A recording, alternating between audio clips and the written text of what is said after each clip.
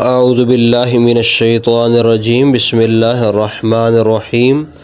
السلام علیکم ورحمۃ اللہ وبرکاتہ۔ تمام طلباء کرام کو قرآن پاک کی تفسیر کی کلاس میں خوش آمدید۔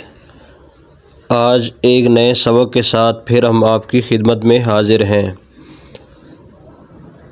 اللہ کے فضل و کرم سے دوسرے سپارے کا ایک پاؤ تقریباً مکمل ہونے والا ہے۔ تو آج ہم قرآن پاک کی آیت نمبر 173 جو ہے اس کا ترجمہ، اس کی تفسیر، اس کے اندر جو مسائل بیان کیے گئے ہیں وہ آپ کے سامنے رکھنے کی کوشش کریں گے۔ اور آج ہمارا موضوع کیا ہے، ہمارا ٹاپک کیا ہے؟ آج ہمارا موضوع ہے کہ اس قرآن پاک کی آیت میں جو 4 چیزیں اللہ تعالیٰ نے مسلمانوں پر حرام قرار دی ہیں ان کا ذکر کریں گے، اور پھر اسی آیت کے جو آخری حصہ ہے اس کے اندر جو ہے وہ یہ ذکر کریں گے کہ جو اللہ کی حلال کردہ چیزیں ہیں ان کو حرام کہنا یہ کیسا ہے، اور مجبوری کے اندر جو حرام چیز بھی کوئی کھا جا سکتی ہے یا نہیں کھائی جا سکتی،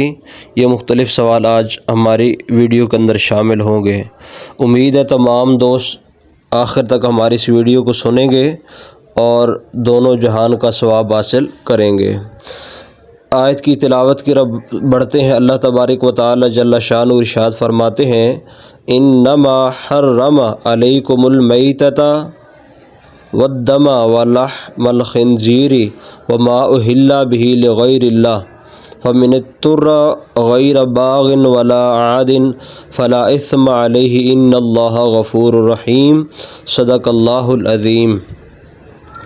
انما حرم، بے شک ہم نے حرام کیا ہے، علیکم المیتۃ، تم پر مردار، والدم اور خون،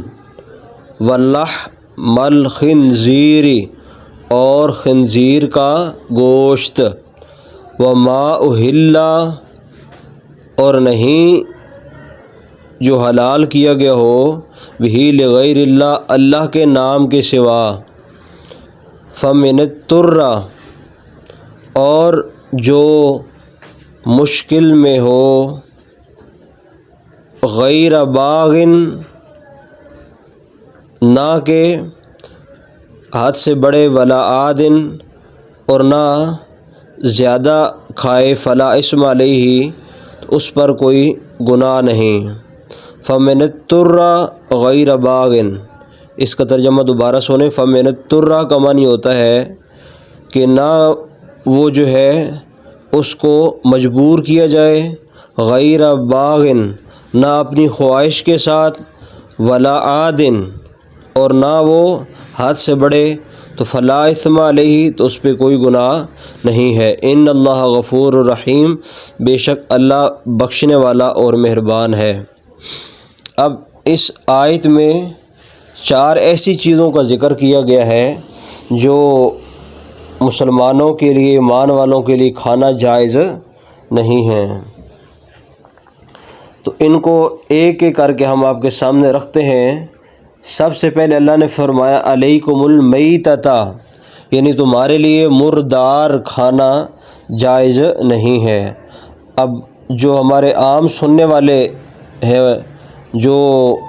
پڑھے لکھے لوگ سنتے ہیں، یعنی علماء اگر کچھ سنتے ہیں تو وہ تو مردار سمجھتے ہیں، مردار کسے کہتے ہیں، لیکن جو عام لوگ ہیں، عام عوام ہے، ان کو سمجھانے کے لیے کہ مردار اس چیز کو کہتے ہیں کہ جو خود بخود مر جائے، اسے کہتے ہیں مردار۔ تو وہ مردار چیز کھانا جو ہے وہ جائز نہیں ہے۔ جو حلال جانور بغیر ذبح کیے مر جائے، کچھ تو چیزیں ویسے ہی حرام ہے نا، تو اگر حلال بھی ہے جیسے بکری، جیسے گائے، اگر وہ خود بخود مر جائیں، یعنی اندر بندھے ہوئے تھے، صبح اکثر ہمارے گاؤں کے لوگ جانتے ہیں کہ ہم دیکھتے ہیں، کئی دفعہ ہم جاتے ہیں، جا کے آگے دیکھا کہ گائے مری ہوئی ہے، بکری مری ہوئی ہے، تو اب کوئی کہے کہ میں اس کی کھال اتار کے اس کا گوشت بنا کے کھا لیتا ہوں، تو ایسے جانور کو کھانا جائز نہیں۔ یا اس کو شرعی طریقے کے خلاف مارا گیا ہو، مسلمان اور کتابی کے علاوہ کسی نے ذبح کیا ہو، یا جان بوجھ کر تکبیر پڑھے بغیر ذبح کیا گیا ہو۔ اب اس میں کتابی سے مراد مسلمان اور کتابی، یعنی مسلمان نے نہ ذبح کیا ہو، کسی کافر نے ذبح کیا ہو، اور کتابی یعنی جو کتاب پر جیسے عیسائی اور یہودی کتاب پہ تو یقین رکھتے ہیں، لیکن کیونکہ اب وہ اللہ کو جو غیر اللہ یعنی حضرت جس طرح کے ان کے عقائد ہیں، تو اب مسیحیوں کا بھی ذبح کیا ہوا جانور کھانا جائز نہیں ہے۔ یا جان بوجھ کر تکبیر نہ پڑھیں، چھری تو پھیریں لیکن تکبیر نہ کہی جائے۔ ہاں اگر بھول گیا، دل میں تھا تو وہ ایک الگ مسئلہ ہے۔ یا گلا گھونٹ کر کسی نے جانور کا گلا رسی ڈالی اور اس کا گلا گھونٹ دیا اور مار دیا، یا لاٹھی یا پتھر یا ڈھیلے کوئی سٹک ماری جانور کو، بڑے غصے والے جو چرانے والے چاروائے ہوتے ہیں، بکریاں ان کو تنگ کر رہی ہوتی ہیں تو ڈنڈا ان کے ہاتھ میں ہوتا ہے جو چرانے والے ہوتے ہیں، کسی نے کسی بکری کو زور سے چھڑی ماری، اب پاس چھری تو نہیں ہوگی تو وہ اتنی زور کی اسے لگی، دماغ پہ لگ گئی، سر پہ، تو وہ بکری وہاں ہی مرنا شروع ہو گئی۔ ہاں اگر اس کے بعد چھری ہے وہاں ہی حلال کر دیتا ہے پھر تو وہ حلال ہے، اگرچہ ویسے ہی تڑپتے تڑپتے مر گئی اور اوپر سے بے شک اللہ اکبر بھی پڑھتا رہا تو تب بھی اس کا کھانا جائز نہیں ہے۔ اب شرعی طریقے سے ذبح بھی کرنی ہے اور تکبیر بھی پڑھنی ہے، یہ دونوں جو ہے چیزیں ہونی چاہیے، یعنی لاٹھی پتھر یا ڈھیلے یا غلیل کی گولی سے مار کر ہلاک کیا گیا ہو، یا بلندی سے گر کر مر گیا ہو، یا کسی جانور نے سے سینگ مار کر مار دی ہو، کسی درندے نے ہلاک کر دیا ہو، اسے مردار کہتے ہیں۔ یعنی جتنی صورتیں بیان کی گئی ہیں اس کو سمجھانے کے لیے تھوڑا سا مزید سمجھا دیتے ہیں کہ اگر کسی نے جانور کو گولی مار دی پھر بھی وہ حلال نہیں ہے، گر کر مر گیا پھر بھی حلال نہیں ہے، جانور آپس میں لڑ پڑتے ہیں، ایک جانور نے دوسرے جانور کو سینگ مار دیا، جانور ہے نا تو جانور تو لڑتے ہیں، تو یہ کام جانوروں کا ہے، انسانوں کو اس سے دور رہنا چاہیے۔ تو آپس میں جانور لڑے تو وہ جو ہے ایک دوسرے کو سینگ مارے اور ایک مر گیا تو اس صورت میں مرا ہوا جانور کھانا بھی جائز نہیں ہے۔ کسی درندے نے جیسے شیر وغیرہ نے جانور کو چیر پھاڑ کر دیا، اسی طرح جو ہے وہ اگر کہیں سے بلندی سے گرا اور مر گیا، اکثر بکریاں ہمارے گاؤں میں بلند بلند پہاڑ ہوتے ہیں ان کے اوپر چڑھ جاتی ہیں، تو وہاں سے کوئی بکری کا پاؤں پھسلا اور پہاڑ سے بکری نیچے گری اور گر کر مر گئی تو اب اس کا گوشت کھانا بھی جائز نہیں ہے۔ ہاں اس میں یہ بات البتہ یاد رکھی جائے کہ ان کا چمڑا کام میں لانا، یعنی جو ان سے چمڑا اترتا ہے، اس کے بال سینگ ہڈی پٹھے سے فائدہ اٹھانا جائز ہے۔ یعنی یہ جتنے حلال جانور ہیں ان کے جو ہے جو کھال ہوتی ہے، جس طرح ان کے کوٹ وغیرہ بنتے ہیں، دیگر استعمال میں جو ہے وہ آتے ہیں کھالیں، ان کی ہڈیوں سے بھی مختلف چیزیں جو ہے بنائی جاتی ہیں، اور اسی طرح ان کے جو بال ہیں ان سے فائدہ اٹھایا جا سکتا ہے، لیکن ان کا گوشت کھانا یعنی جو مردار جانور ہے جو خود بخود مر جائے اسے مردار کہتے ہیں، یا کسی نے مار دیا یا گر گیا یا کسی نے گولی مار دی، ایک جانور نے دوسرے جانور کو مار دیا تو یہ ہے مردار۔ یہ اب جو اللہ نے فرمایا علیکم المیتۃ، میتۃ کا معنی ہوتا مردار، یعنی انما حرم علیکم المیتۃ کہ ہم نے تم پر حرام قرار دیا ہے مردار کو، یعنی جو خود بخود مر جائے اس کو فرمایا وہ تمہارے لیے جائز نہیں ہے۔ اب دوسرا فرمایا والدم، اور ان کا خون، یعنی کیا خون حلال ہے یا نہیں ہے جانوروں کا۔ بعض قومیں ایسی جاہل ہیں کہ وہ جانوروں کا خون بھی پی جاتی ہیں، ٹھیک ہے، تو اب ان کو بھی سمجھانا پڑے گا۔ اور اللہ نے فرمایا کہ تمہارے لیے ان کا خون ہر جانور کا حرام ہے جب کہ بہنے والا خون ہو، ٹھیک ہے، بہنے والا خون ہو، ایسا خون جو اندر یعنی گوشت کے اندر ہی کہیں جمع ہوا ہے وہ بعد میں سوکھ جاتا ہے تو وہ تو گوشت کا حصہ ہی ہوگا۔ سورۃ انعام آیت نمبر 145 میں فرمایا او دم مسفوحن، یا بہنے والا خون، ذبح کے بعد جو خون گوشت اور رگوں میں باقی رہ جاتا ہے وہ ناپاک نہیں ہے، ٹھیک ہے۔ یہی مسئلہ ہے اس کا کہ خون جائز نہیں ہے جو بہنے والا، یعنی جو بہہ رہا ہے جب ہم ذبح کرتے ہیں اس وقت نیچے کو برتن رکھ لے اور اس خون کو نکال کر پی جائے تو یہ ایسا کرنا ہرگز جائز نہیں ہے۔ ہاں جو اس کی رگوں وغیرہ میں ہے، پٹھوں میں ہے، جسم کے اندر سرایت کر گیا ہے تو اس کا کوئی جو ہے نا وہ حلال ہے۔ اور فرمایا وَاللَّحْمَ الْخِنزِيرِ، اور خنزیر کا گوشت۔ اب اس خنزیر کے بارے میں کافی سارے لوگوں میں یہ غلط فہمی پائی جاتی ہے کہ خنزیر کا نام لینے سے انسان کی 40 دن تک زبان جو ہے وہ پاک نہیں ہوتی۔ تو یہاں پر یہ بھی میں عوام کی غلط فہمی دور کر دوں، کیونکہ یہ ہم نے دین قرآن سے نہیں، حضور کے فرمان سے نہیں، بلکہ اپنی دادی سے یا اپنی نانی سے جو ہے نا وہ سیکھا ہے۔ تو یہ دادیوں اور نانیوں کی بات تو ہو سکتی ہے، یہ قرآن اور حدیث کی بات نہیں ہے۔ تو اللہ جو ہے وہ فرماتے ہیں کہ تم جو ہے قرآن کی اور میرے محبوب علیہ الصلوۃ والسلام کی پیروی کرو، نہ کہ اپنی دادیوں اور نانیوں کی پیروی کرو۔ اس لیے ہر مسلمان کو سمجھ لینا چاہیے کہ خنزیر کا نام لینے سے، کیونکہ اللہ نے تو وَلَحْمَ الْخِنزِيرِ کہا قرآن پاک میں، اور آپ جانتے ہیں ہمارے سارے طلباء کرام کہ حدیث شریف میں آتا کہ جو قرآن پاک کا ایک لفظ پڑھتا ہے اللہ اس کو 10 نیکیاں عطا فرماتا ہے۔ تو اب جو لفظ خنزیر ہے اس کے اندر خا ایک لفظ ہے، نون ایک ہے، زا یا رے، یہ 5 لفظ بن جاتے ہیں۔ اب 50 نیکیاں ہیں۔ اب کوئی کہے کہ یہ تو 40 دن تک تمہاری زبان، اگر تم نے خنزیر کا نام لیا تو زبان پاک نہیں ہوگی، تو یہ کیسے ہو سکتا ہے؟ یہ جانور حرام ضرور ہے اور نجس عین ہے، لیکن اس کا نام لینے سے زبان ناپاک نہیں ہوتی۔ اب آگے ہم عرض کرتے ہیں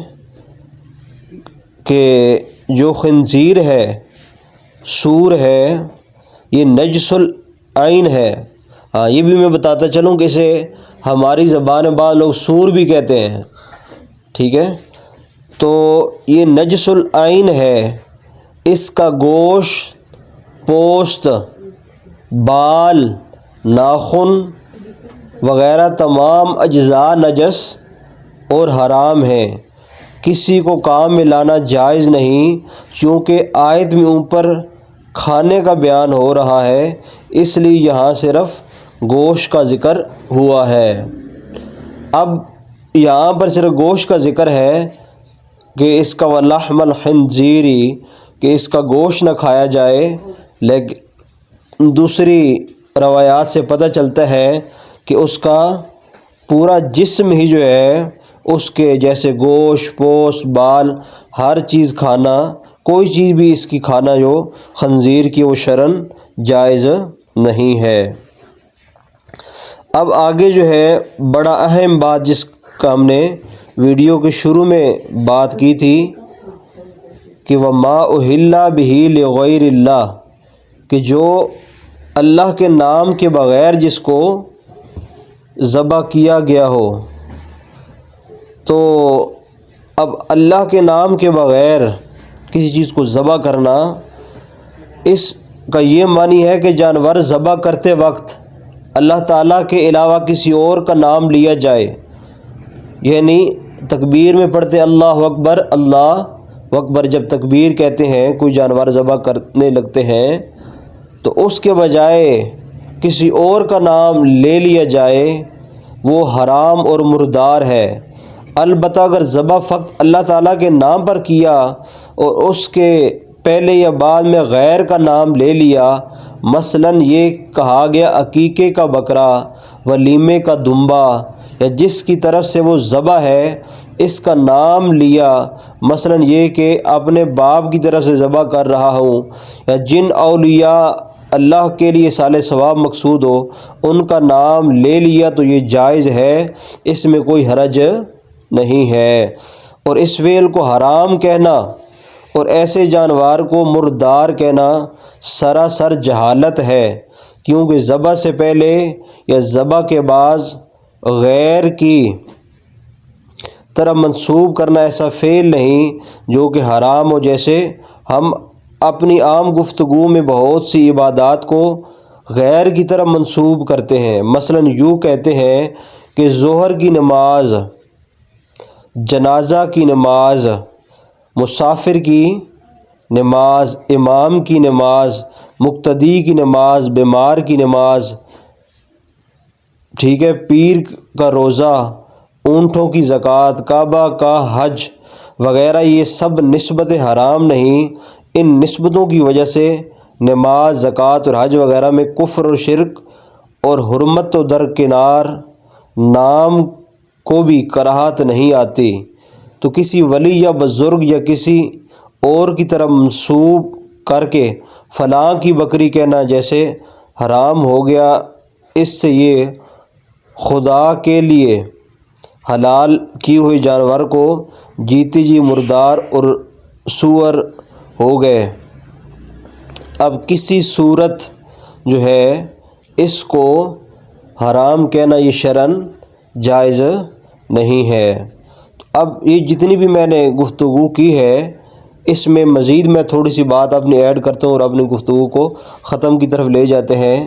کہ یعنی بعض لوگ یہ کہتے ہیں کہ جو چیز اولیاء اللہ کے نام پہ، یعنی جس طرح کوئی 11ویں شریف کے نام پہ کسی نے بکرا ذبح کیا، یا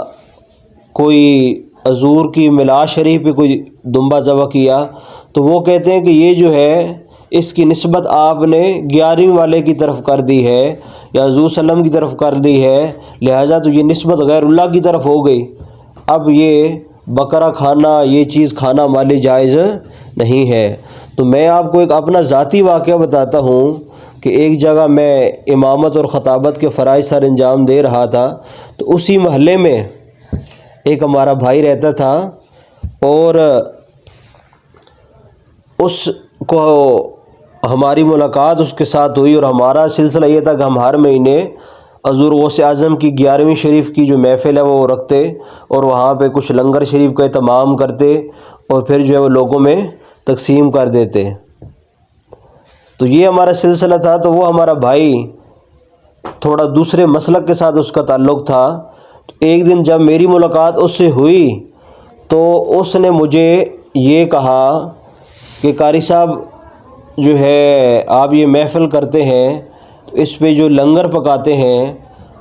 تو یہ تو جائز نہیں ہے۔ تو میں نے کہا بھائی کبھی ہم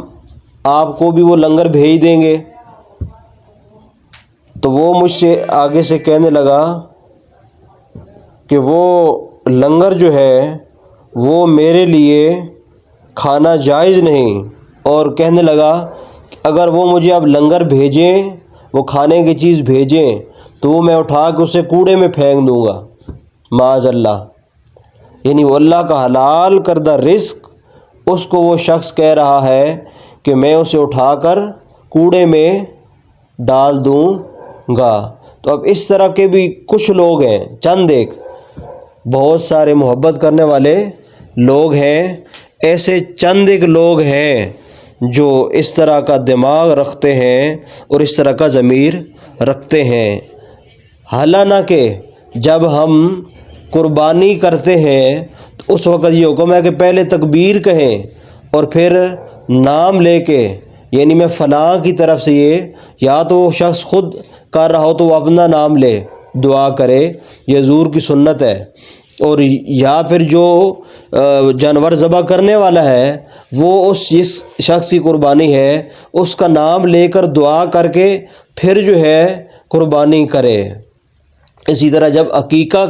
بچوں کا کرتے ہیں اس سے تو ہم بہت دور ہیں، وہ تو ہم نہیں کرتے۔ ہمارے گھر تو بچہ پیدا ہو جائے تو ہمارے گھر وہ ناچنے والے اور ڈھول ڈمکر دوسرے چیزیں شروع ہو جاتی ہیں۔ عقیقہ جو حضور صلی اللہ علیہ وسلم کی سنت ہے اس سے ہم بہت دور ہیں۔ لوگوں کو پتہ ہی نہیں کہ اگر بیٹی پیدا ہو جائے تو اس کے لیے کتنے بکرے ذبح اور کتنی عمر کا ہونا چاہیے، اور اگر بیٹا ہو تو اس کے لیے کیا ہے۔ تو ہم وہ دوسرے پروگراموں پہ لگ جاتے ہیں۔ تو یہ میں عرض کر رہا تھا کہ حقیقے کے اندر بھی اسی طرح ہے کہ جب ذبح کیا جائے تو پھر اللہ اکبر اور پھر اس بچے یا بچی کا نام لیا جائے کہ اس کی طرف سے یہ جو ہے نا عقیقہ ہو رہا ہے۔ تو پہلے اگر اللہ کا نام لیا گیا اور پھر یہ نیت کر لی یا اس بندے کا نام نہیں بھی لیا گیا تو اس کی طرف سے قربانی، اس کی طرف سے عقیقہ، یا جو بکرا کسی اللہ کے ولی کے اصال ثواب کے لیے ذبح کیا جا رہا ہے اس کا ثواب جو لوگ کھائیں گے اور کھا کر جو نیک کام کریں گے اس کا ثواب ان بزرگوں تک پہنچے گا، نہ کہ وہ جو ہے بکرا ان بزرگوں تک پہنچ جائے گا، یا وہ کیا بیچ میں اگر اللہ شام اگر کسی نے ذبح کرتے وقت اللہ اکبر کہہ دیا اور ذبح کر دیا تو یہ حلال ہے۔ اب اس کو حرام کہنا یہ اللہ کے قرآن اور حدیث شریف کے خلاف ہے۔ اب سب سے جو آخری حصہ اس آیت کا فَمِنَ الطُّرَّ، کہ کوئی انسان مجبور ہو جائے، غیر باغن، نہ کہ شوق سے وہ گوشت کھائے، ولا عادن، اور نہ حد سے بڑھے، تو فلا اسم علیہ، اس پر کوئی گناہ نہیں ہے۔ اب یہ ہے کہ اگر یہ جو پیچھے چیزیں بیان کی ہیں یا جو مسلمانوں کے لیے حرام چیزیں ہیں، اگر فرمایا کہ فَمِنَ الطُّرَّ، اگر تم سخت مصیبت میں ہو، تکلیف میں ہو، یعنی اس کا مطلب کیا ہے کہ آپ کے پاس کھانے کے لیے اور کوئی چیز نہیں ہے، تو پھر جو حرام کردہ چیزیں ہیں وہ بھی آپ کے لیے کھانا جائز ہے، یعنی اور کچھ کھانے کے لیے نہیں ہے۔ یا دوسری صورت یہ بھی علماء نے لکھی ہے کہ اگر کوئی آپ کو کافر اپنے قید میں لے لیتے ہیں اور وہ کہتے ہیں کہ یہ سور کا گوشت کھاؤ نہیں تو تمہیں مار دیں گے، اگر تمہیں یقین ہے کہ وہ واقعی تمہیں مار دیں گے، اپنی جان بچانے کے لیے ان کے کہنے پہ کھا لیں۔ دوسرا، اگر آپ غریب ہیں، آپ کے پاس کھانے کے لیے گھر میں کچھ نہیں ہے اور آپ کے ارد گرد بھی کوئی آپ کو دینے والا نہیں ہے، تو اس صورت میں بھی کوئی حرام چیز کھانا جائز ہے، لیکن اس کے ساتھ شرط بھی رکھی، غیر باغن، نہ کہ خواہش کے مطابق، یعنی یہ نہیں صرف اتنی سارے کھائیں جس سے آپ کی وقتی طور پہ جان بچ جائے اور پھر بعض میں حلال چیزوں کی تلاش میں نکل پڑے ہیں۔ ولا عادن، اور حد سے آگے نہ بڑھیں، یعنی اس کو زیادہ نہ کھائیں۔ صرف دو مجبوریاں یعنی بیان کی ہیں، یا تو آپ کے گھر میں کوئی ایسی کھانے پینے کی چیز نہیں، یا آپ ایسی جگہ پہ چلے گئے ہیں کہ اس جگہ کھانے پینے کی چیز نہیں مل رہی اور آپ کو یقین ہے اگر میں نے کچھ دیر اور کچھ کھایا نہ پیا تو میں مر جاؤں گا یا مر جاؤں گی، تو اس صورت میں یہ حرام چیزیں بھی اتنی کھانا جس سے وقتی طور پہ آپ کے جسم میں تھوڑی سی انرجی آ جائے اور آپ چلنے پھرنے کے قابل ہو جائیں اور ایسی جگہ پہ پہنچ جائیں جہاں پر آپ کو کھانے پینے کی چیزیں مل جائیں، تو یہ آپ کے لیے جائز ہے۔ اس میں فرمایا فلا اثم علیہ، تو بس اس پر تمہیں گناہ نہیں ہے۔ ان اللہ غفور الرحیم، آخر پہ اللہ تعالیٰ فرما رہا ہے کہ میں بے شک بخشنے والا اور رحیم ہوں، یعنی اگر کسی سے زیادتی ہو جائے، کوئی زیادہ کھا لیں تو پھر اللہ سے معافی طلب کریں، اور وہ بھی مجبوری کی صورت میں، تو اللہ تعالیٰ معاف فرمانے والا اور بخشنے والا ہے۔ تو اللہ کی بارگاہ میں دعا ہے کہ اللہ ہمیں حلال رزق کھانے، حرام سے بچنے، اور حلال کو حلال اور حرام کو حرام کہنے کی توفیق دے۔ اللہ ہمیں ایسے عقیدے سے بچائے کہ جس عقیدے میں حلال چیزوں کو بھی لوگ حرام قرار دیتے ہیں اور اللہ کی سزا کے مستحق ہوتے ہیں، اور کھانے کی بھی جس طرح میں نے عرض کیا کہ یہاں تک کہ اللہ کی حلال چیزوں کی بے ادبی کرتے ہیں، اور جس طرح میں نے عرض کیا کہ ہمیں ایک بندے نے کہا کہ اگر آپ ہمیں یہ کھانا دیں گے 11ویں شریف کا لنگر شریف، تو ہم اسے پاس رکھنے کے بجائے، کھانے کا بجائے اسے ڈسٹ بن میں، ٹھیک ہے، کوڑا کرکٹ کی جو ٹوکری ہوتی ہے اس میں پھینک دیں گے۔ تو اللہ ایسے لوگوں کو ہدایت دے، اور ہمیں بھی اللہ تعالیٰ سیدھے راستے پہ چلنے کی توفیق عنایت فرمائے۔ جتنے دو جہاں سے محبت سے سنتے ہیں، ہم سب کی شکر گزار ہیں۔ انشاءاللہ ایک نئی ویڈیو کے ساتھ آپ کے ساتھ جلد ملاقات ہوگی، تب تک کے لیے اللہ حافظ۔